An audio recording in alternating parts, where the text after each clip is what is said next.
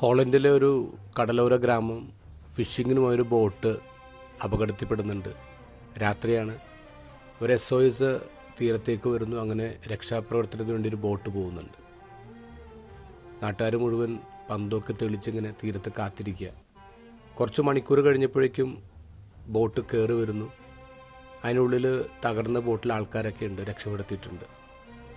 തളർന്നു കിടക്കുന്ന ക്യാപ്റ്റൻ ഇങ്ങനെ വിളിച്ചു പറയുന്നുണ്ട്, ഒരാൾ കൂടി തകർന്ന ബോട്ടിലുണ്ട്, അയാളെ കയറ്റാൻ ഈ ബോട്ട് സ്ഥലം ഉണ്ടായില്ല, അതുകൊണ്ട് ഉടനെ തന്നെ അടുത്തൊരു സംഘം കടലിലേക്ക് പോകണം, അവരെ രക്ഷപ്പെടുത്തണം. അങ്ങനെ കുറച്ചുപേർ വോളണ്ടിയേഴ്സായിട്ട് മുന്നോട്ട് വരുന്ന ആ കൂട്ടത്തിൽ 16 വയസ്സുള്ള ആൻസ് എന്നുള്ള പയ്യൻ വരുന്നു. ഞാനും പോകാമെന്ന് പറയും. അപ്പോൾ അവൻ്റെ അമ്മ അവനെ തടഞ്ഞിട്ട് ഇങ്ങനെ പറയുന്നുണ്ട്, മോനെ നീ എന്ത് പൊട്ടത്തരമാണ്, വട്ടാണ് പറയുന്നത്.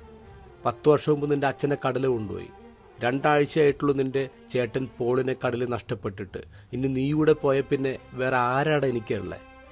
അവരിങ്ങനെ വാവിട്ട് നിലവിളിക്കുക. അപ്പോൾ ആൻസ് പറയുന്നുണ്ട്, അമ്മ എല്ലാവരും ഇങ്ങനെ പറഞ്ഞ ആര് പോകും അമ്മേ? എന്നിട്ട് അമ്മയുടെ സങ്കടം വകവയ്ക്കാതെ ബോട്ടിൽ കയറി അവൻ കടലിലേക്ക് പോവാം.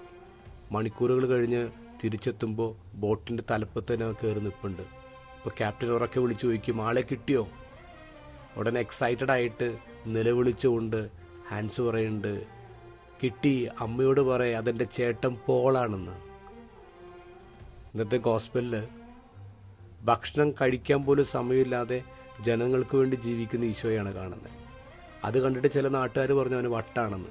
അത് കേട്ടിട്ട് വീട്ടുകാർ അവന് പിടികൂടാൻ പോകുന്ന കാഴ്ചയാണ് ഇന്നത്തെ ഗോസ്പൽ.